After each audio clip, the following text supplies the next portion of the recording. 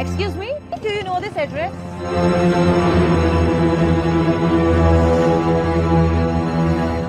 I'm really sorry, you poor people. आप लोगों को कहाँ इंग्लिश समझ आती होगी?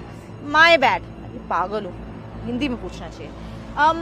एक्चुअली ये एड्रेस कहाँ है? डायरेक्शन को हिंदी में क्या बोलते हैं? रास्ता, ये रास्ता कहाँ है?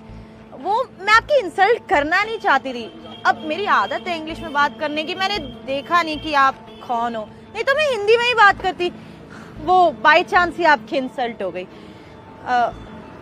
आपको जो मैंने बोला वो समझ आया है? मुझे लग रहा है आपको ये भी समझ नहीं आया है। अगेन माय बैड, मैं किसी और से पूछ लेती हूँ। सॉरी। Excuse me, ma'am.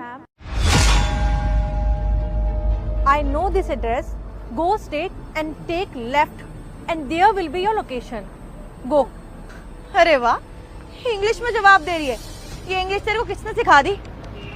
एक मिनट, ये साइड में ऑफिस है ना, वहाँ से लोग आते होंगे तो तूने सुन लिया होगा, तो इंग्लिश के 2-3 वर्ड्स तूने सीख लिए। इंग्लिश के ना 2-3 वर्ड सीखने से इंग्लिश नहीं आ जाती। और हाँ, हर तूने थोड़ी और भी सीख ली ना, फिर भी रहेगी तू गवार की गवारी। देख तो कहाँ खड़ी है तू, क्या काम कर रही है? स्टैंडर्ड तो नहीं बढ़ जाएगा तेरा सिर्फ 2 वर्ड्स इंग्लिश के सीखने से? माइंड योर लैंग्वेज मैम, आप मेरी बीवी से ऐसे बात नहीं कर सकते।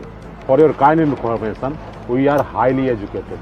अरे वाह, ये बुढ़ा भी इंग्लिश बोल रहा है। तुम दोनों कान लगा के रखते हो क्या? जब कोई तुम्हारे यहाँ पे आता है खाने, उनकी बातें सुनते हो और उनसे चीजें सीखते रहते हो।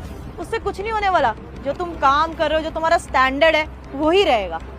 देखिए मैडम, आप मुझसे बहुत बदतमीजी से बात कर रही हैं। ये एड्रेस मुझे पहले भी पता था, पर आपने जिस तरीके से मुझसे बात करी ना, वो तरीका मुझे बिल्कुल भी पसंद नहीं आया। इसीलिए मैंने आपको ये एड्रेस नहीं बताया। अब तू मुझे सिखाएगी कि तुम ये ठेली वालों से कैसे बात करनी चाहिए?